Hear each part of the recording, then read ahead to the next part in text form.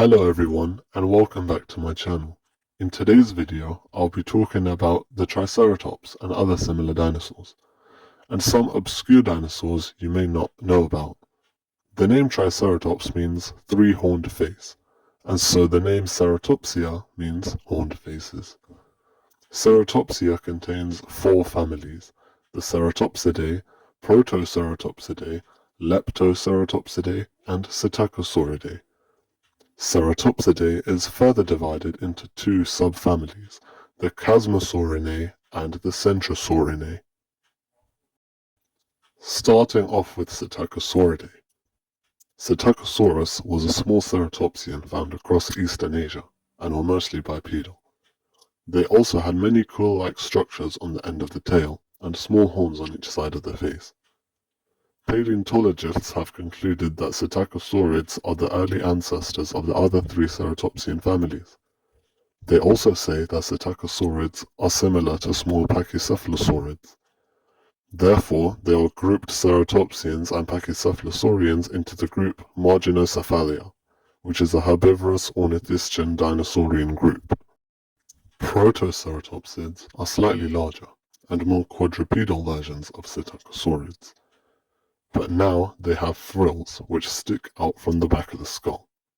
They still have quill-like structures on the tail, which is lost in later ceratopsids. Protoceratops in particular is famous, as it lived alongside the velociraptor.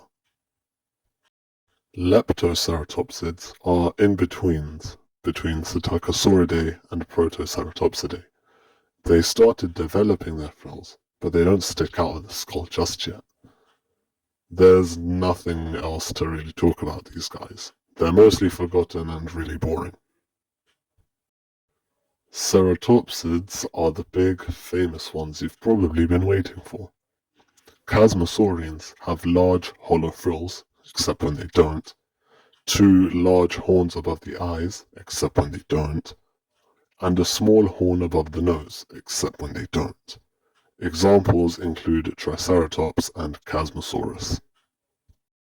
Centrosaurians have solid, bony frills, except when they don't, smaller spikes or horns on the frills, except when they don't, and just one large horn above the nose, except when they don't. Examples include Centrosaurus and Styracosaurus.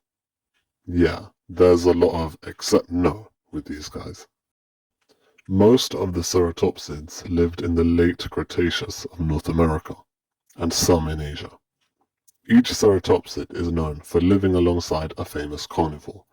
Some pairs include Triceratops and Tyrannosaurus, Styracosaurus and Chasmosaurus with Albertosaurus, Centrosaurus with both Daspletosaurus and Gorgosaurus, and so on. Now it's time for quick facts. The frills of ceratopsids are thought to have bright, colorful patterns on the males to attract mates. The large horns are probably for defense, as wound marks on Tyrannosaurus specimens were found to be from Triceratops. Ceratopsians most likely lived in large herds, as most skeletons have been found together. Torosaurus, from late Cretaceous Canada, is known to have the largest skull of any animal. Ceratopsians had sharp beaks, which helped them munch on leaves and ferns.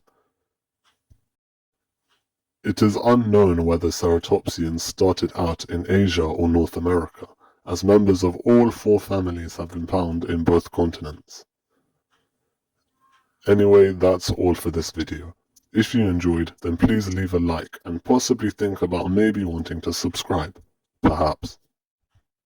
This video took really long to make, so if it seems rushed or isn't as good as expected, then I'm sorry for that. And I'll try my best to make better videos in the future. Anyways, that's all I have to say, and I hope you have a nice day.